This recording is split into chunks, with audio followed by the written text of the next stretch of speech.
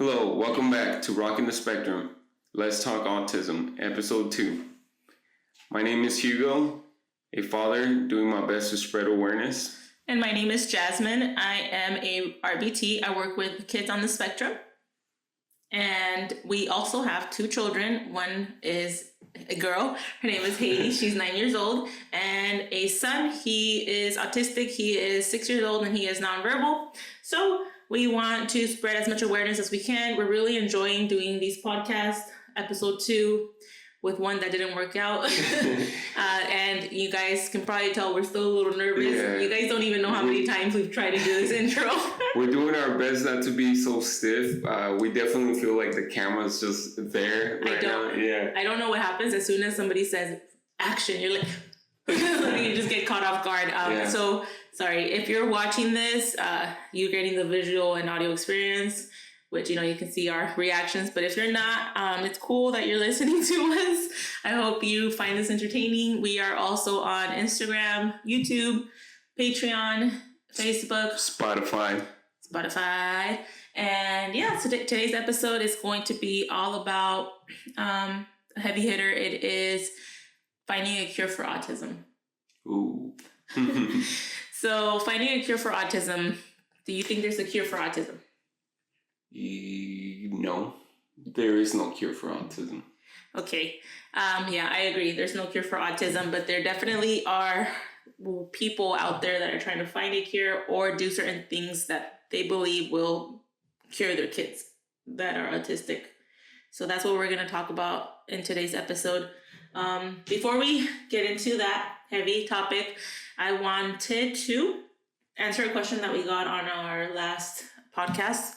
So the question was, how did we meet? How did we meet? Mm-hmm. So Jasmine and I, we used to work at a retail job, Tommy Hilfiger. Whoop whoop. And I was someone like they call it a lead, which is, I call it babysitting. Babysitting? Because at that time, it was like a bunch of teenagers working there, right? You were a teenager yourself. Yeah, that's why. Yeah, including myself. Okay. And that's where he was my boss. That's where we met. I'm only 2 years older than Jasmine. And it just took off from there. We started talking and we started hanging out. We just really clicked and we made it official. I literally asked her if she wanted to be my girlfriend. Yeah, so we've been together it's going to be 14 years in June. Dun, dun, dun. 14 years? Yeah, 14 years. Wow. Who's counting? Yeah, so that's how we met. We met at work and we're still living the dream. The dream. So yeah, let's get back to the topic. So you don't think there's a cure for autism. I don't think there's a cure for autism. I guess another question would be, would you want to find a cure for autism?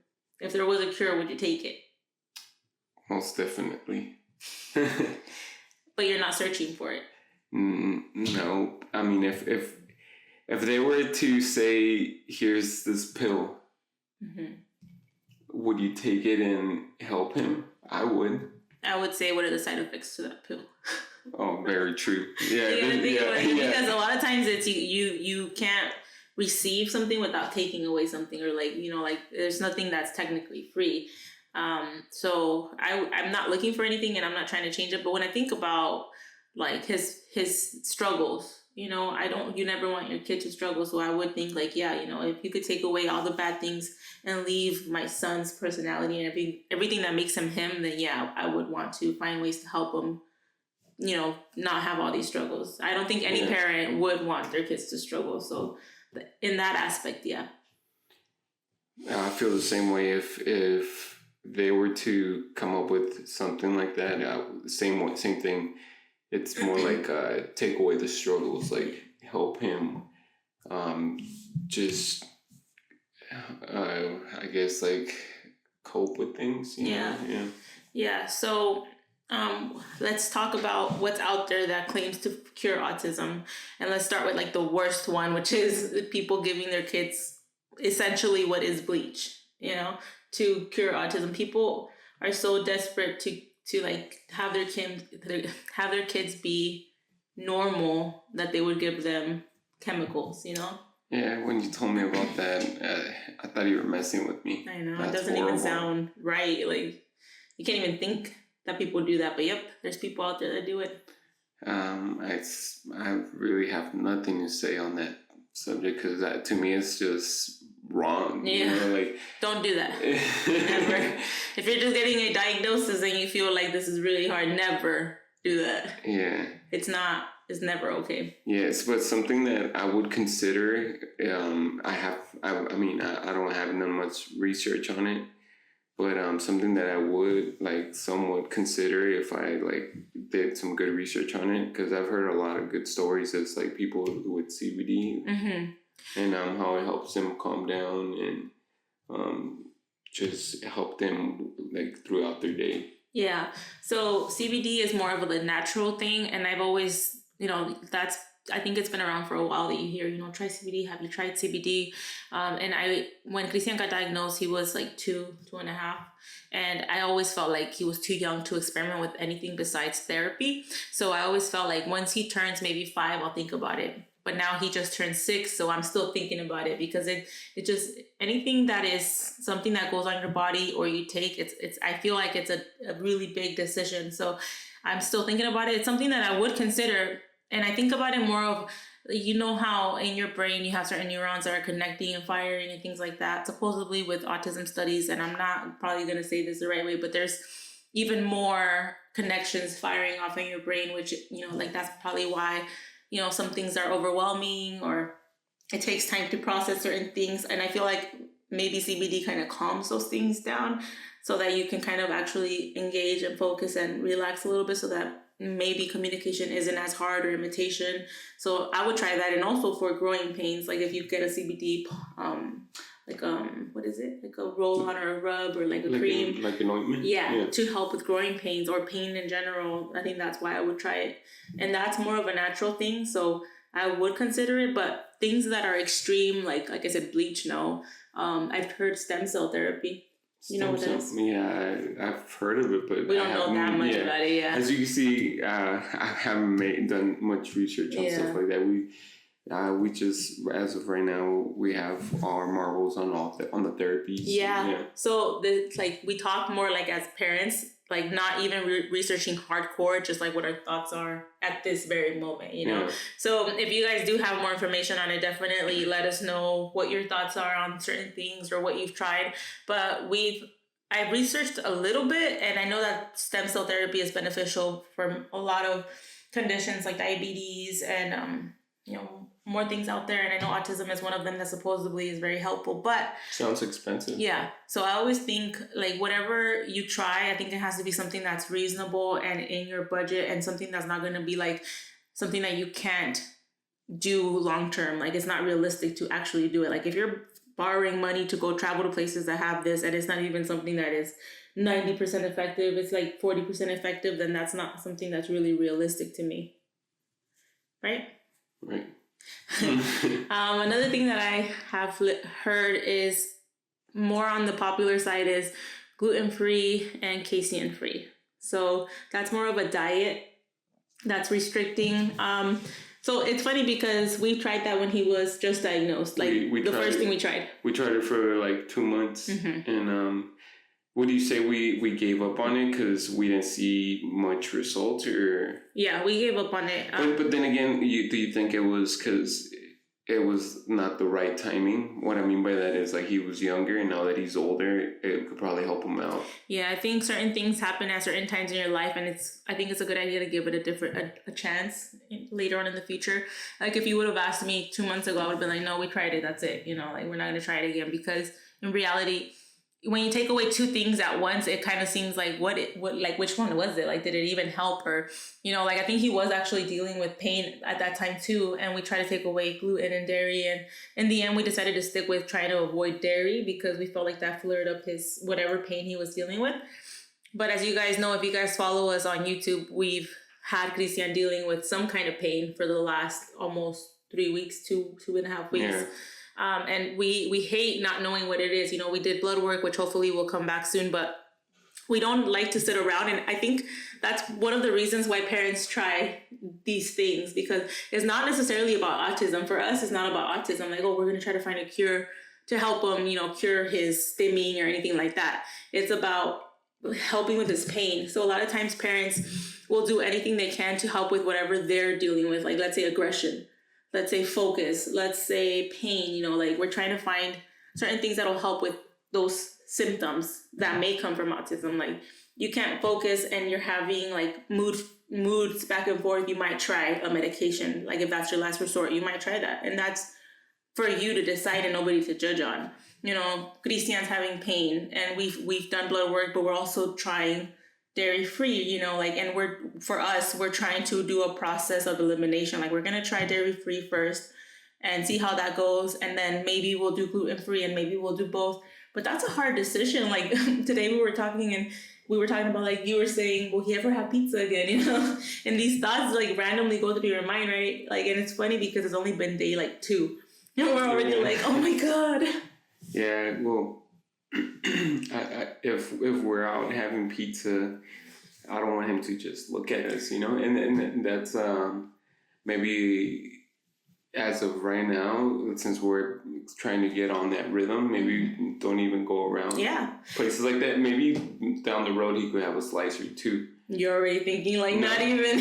but I mean, you can like exile. See, him that's from why all it's things. hard. But that's the thing. It's not a him thing. It's we all have to make a commitment to not eat those things. Like, we can eat them, but like, you can't torture him and then just be like, no, you can't have it. Like, I'm sorry, So we're all in it together. Yeah. So instead of that, like, we could all just like stay home and I can make a dairy-free version, like a vegan version of pizza, and it could be a fun thing where Haiti puts the cheese and we could do it as a family. You don't have to think like the cup half empty. You could think half full, like, we'll do different things. Like, we've gone to vegan places.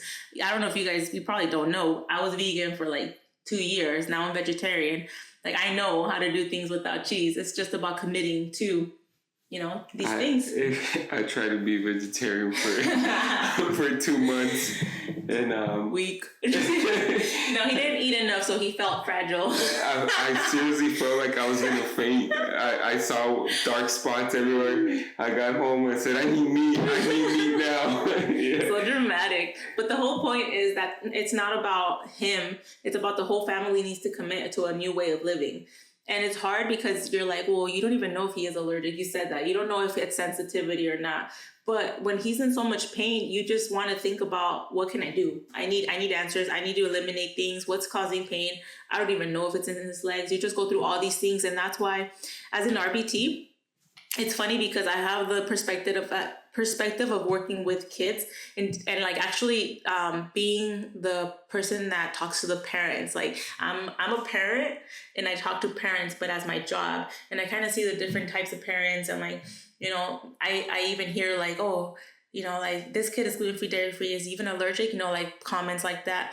But the thing about it is that every mom or dad does what they feel is going to be beneficial for the kid, and nobody should judge that, Nobody should say like, that's a silly diet, or I bet he's not even allergic. Like, it just needs to be, Mm-hmm. And it's funny to make comments like that, but it's not okay when, like, I can see that Christian's in pain, and me as a mom saying, oh, I don't think I would try that diet again. Now I'm like, I want to try that diet again because I want to help him. So in a way, autism parents have to think outside the box and have to be able or willing to try things. Yeah. Back to the pain thing. Last Saturday, we were out at a buffet, and my son was having growing pains. And I think this is the second time that happens in public. Mm-hmm. We had literally just paid to go in, grabbed our food. I took the first bite, and like, not even my coffee was... I didn't even get to drink my coffee or anything, but I saw him, and he was starting to get pretty loud, huh? He was loud. Yeah, we were trying to, like, sometimes, like... We tried to calm him, and it didn't work, and at that point, you were like, I need to take him out. So I saw him, and just that look that he gave me, I was like, Dad, help me. Yeah. So I just grabbed him, I walked out. I was walking out with him, and he was, like, scratching me, biting me. I seriously don't know how someone came up to me like, "Hey, what How are you they doing? did it, yeah. Well, what are you doing to that kid? You know, Yeah. like, where are you?" So now we both have experiences of like some kind of pain becoming a meltdown because he's in so much pain that he sees no reason. He just needs to like get that out. He just wants to get away from everything. Don't touch me, but also hold me. I can't walk. Yeah. Like it's like a contradiction of everything. So I have my movie theater experience, and you have your buffet experience. Yeah. It's so sad. With that happened on Saturday makes me feel like we need to do drastic changes. Like we need to clean up his diet. We need to like try new things. Like every time that something like that happens, because for the most part, our life is very like a routine, and there's not a lot of like stresses. There's moments of stress, but it's like just like life stresses. Yeah. Like you work, the house is dirty. Christian might be fuzzy that day, but this is different. This is like a 3 weeks of like no sleep, and then when you don't have sleep and I don't have sleep, we get grumpy with each other. Yeah. Like it's a whole thing. Yeah, for the last 2-3 weeks, he's been waking up in between like, 1 and 3. Yeah, and I wake up at 4 for work. She wakes up, she makes lunch for me, and it's getting pretty hard. And we do our best to have those patience, you know. And what upsets me sometimes is about myself is I have the patience for Christian, and when my daughter asks me for something, she asked me for something, and you lose it there. She didn't even do anything wrong, you know. And I sometimes like I shouldn't be raising my voice at her if she just did something small, minimal, and I shouldn't be raising my voice at her. But it's like I need to have those same patience that I have for my son towards my daughter, you know. And that's what upsets me. And then I look back to it, and like once it happens, I look back to it, and I talk to myself, and I'm like, dude, you're dropping the ball, you know. Yeah. So diets are pretty much like a hard one, in like the fact that the whole family has to do it, but something that is not harmful or necessarily like medication or horrible or anything like that, you know. So another one that I've heard is supplements. So it also has to do with diet, adjusting a few things on diet, but also taking a different supplements that are supposed to help for different things. And that one we haven't done. And I know I've been told to try something like that. I forgot what it's called, but it's like you do higher fats, no dairy still, no gluten, but also add a bunch of supplements that are supposed to be what a lot of kids are missing. You know, they're deficient in like vitamin D for sure. You know, a lot of times when he gets growing pains, I'm like, he probably is low on vitamin D. We're going to take all these vitamins. And then like 2 weeks later, it's kind of like you start like not giving it, which sucks. Like I wish I was just more on there. It.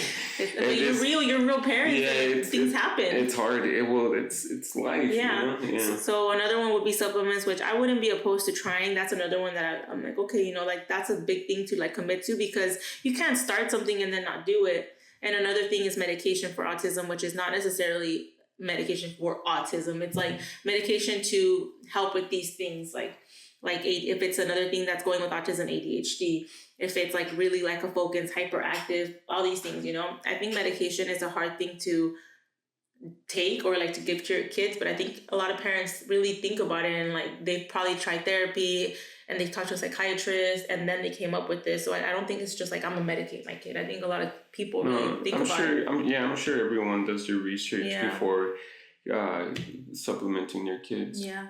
So those are the ones that I can think about. Can you think about any other ones right now on the top of your head? No, not really. that's pretty much all. Yeah, I think those are the main ones. And of course, ABA therapy, OT, speech. All of these therapies are things that are, I think, really important, especially early on in diagnosis. And I think we'll probably do another podcast talking about those different kinds of therapies and what our experience is. And what we've done with Christian. But the main thing that we do for Christian is therapy. And we took him out of public school to do full-time therapy.